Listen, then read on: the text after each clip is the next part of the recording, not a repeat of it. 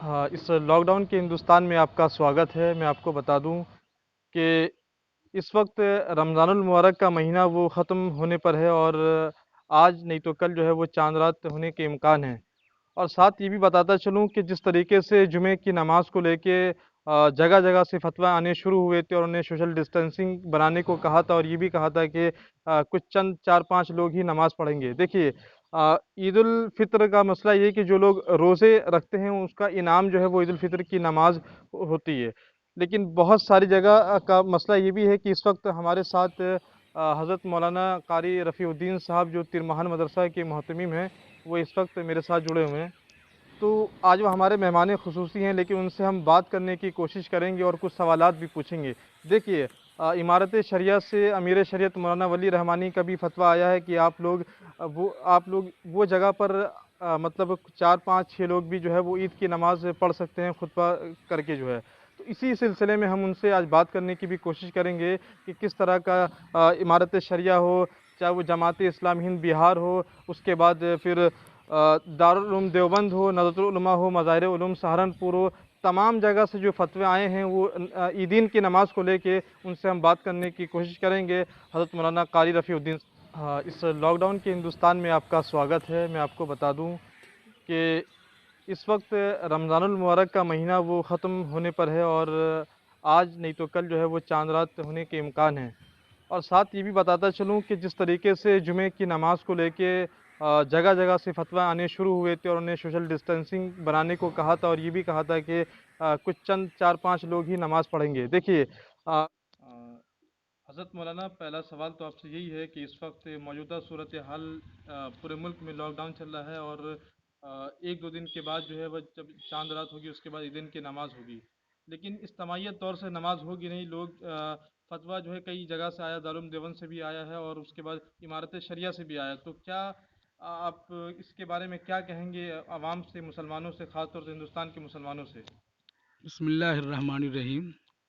देखिए, ये वबा जो है आलमी सतह पर है ये, और तमाम ममालिक में ये जो है इंतबाह किया जा रहा है कि साहब जो सोशल जो है डिस्टेंस है उसका लिहाज किया जाए। आपने देखा होगा, आप मीडिया वाले हैं, आप जानते भी हैं कि तबलीगी जमात वाले जो हैं क्या थे नहीं थे, और इस मुल्क में बीमारी की जो आमद हुई तो सारे इल्ज़ामात जो है तबलीगी जमात पर लोगों ने जो है सौंप दिया। इसका नतीजा यहाँ पहुँचा कि लोग मुसलमानों से जो है सौदा करना, उससे जो है उनकी दुकानों से सौदा लेना या आपस में तालमेल मेल जोल रखना सबों ने जो है दूर कर लिया। हमारे बिरादरान कौम ने ये कह कर कि यही कोरोना को फैलाता और ये कोरोना है। इसके पेश नज़र हमारे जो है महबूब इदारा दारुल उलूम देवबंद हो, इमारत शरिया फुलवारी शरीफ पटना, बिहार, झारखंड, बंगाल, उड़ीसा के जो अमीर शरीयत हैं हज़रत मौलाना वली साहब और हज़रत मौलाना अनीसुर्रहमान कासमी, मौलाना शिबली नोमानी वगैरह ने बार बार जो है अखबारों में बयान दिया कि देखिए कि मुल्क की हालत को देखते हुए, समझा कि नहीं, जो सरकार ने जो है फैसला दिया है 4-5 आदमी जो है जुमा की नमाज और ईदैन की नमाज को अदा करें, तो हम लोगों को भी चाहिए तमाम मुसलमानों को जो उनके बयानात के और उनके जो है कहे हुए जो है बातों पे अमल करें। और जो फतवा दारुल से आया है, ये फतवा जो है मुसलमानों को मानना चाहिए। जब हम सारी चीज़ों पर जो है कुरान और हदीस को और उलमा के जो है जो फतवा को मानते हैं, तो हमें भी इसका एहतराम करना चाहिए। अगर हम आगे बढ़ते हैं तो मेरे मेरे जो है नौजवान जो दोस्त जो है एक नए जज्बे के साथ ये सवाल करते हैं कि ये साल की ईद है, इसमें हम लोगों को मिल बेहबर कर हम लोगों को जो है ईद की नमाज़ पढ़ने दीजिए या पढ़ना चाहिए, समझा कि नहीं। तो ये जो है कहीं से कहीं अगर किसी गैर ने जो है कैमरा तैयार कर लिया, बीमारी की रफ्तार बढ़ती रही, तो इसी कैमरा को जो है एक नमूना बनाकर, एक मिसाल बनाकर जो है हमारे ऊपर ये जिस तरह जमात वाले पर थोपा वो हमारे ऊपर भी थोपेंगे। लिहाजा जितने अकाबिर ने और जितने इदारा ने और अमीर शरीयत ने जो है जो मशवरा दिया है, जो रास्ता बतलाया, जो फतवा जिसे आपने कहा है, उस पर तमाम मुसलमानों को अमल करना चाहिए, समझा कि नहीं। और उन्होंने रास्ता भी निकाला है कि 3 आदमी हो, एक इमाम हो, और वो जो है नमाज़ पढ़ें और जो है 6 तकबीर जायद के साथ 2 रकात नमाज पढ़ें اور اس کے بعد جو ہے ہلکی پھلکی جو ہے ہلکا پھلکا خطبہ بھی دیں. اسی طرح جس گھر کے اندر جس کو خطبہ پڑھنے نہیں آتا ہو تو 2 رکعت نماز پڑھ لیں، چونکہ وہ خطبہ کا پڑھنا سنت ہے. تیسری بات انہوں نے یہ بتلایا ہے کہ جس گھر کے اندر آدمی نہیں ہو یا اس کو کچھ نہیں کرنے آتا ہو تو چاشت کی نماز چڑھتے دن میں جو ہے 4 رکعت ادا کر لیں. یہ علماء ربانی کی جو ہم جو لوگوں پر بڑی مہربانی ہے کہ انہوں نے راستہ ہموار کر دیا ہے.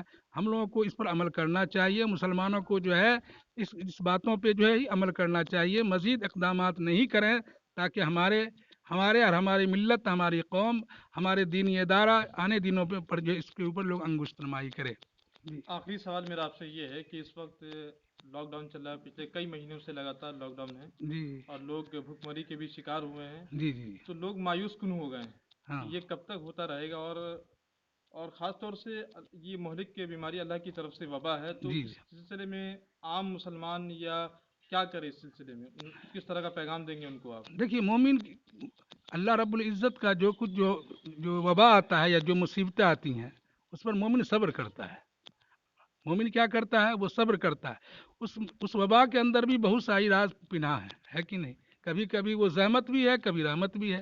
تو ہم لوگوں کو یہ ہے کہ رجوع اللہ ہو جائیں. اس ایسے موقع سے رجوع اللہ ہو جائیں. مسلمانوں کے لیے ایک ڈھال کیا ہے؟ وہ دعا ہے. تمام مسلمانوں کو جو ہے دعا کرنا چاہیے کہ اللہ رب العزت ہم لوگوں کے لیے مساجد کے دروازے کو کھول دے، اس وبا کو اللہ رب العزت جو ہے دور فرما دے. انشاءاللہ تعالی اللہ کا غصہ، اللہ کا غضب ٹھنڈا ہو جائے گا. ہمیں یقین ہے کہ بہت جلد جو ہے یہ وبا ختم ہو جائیں گے انشاءاللہ تعالی.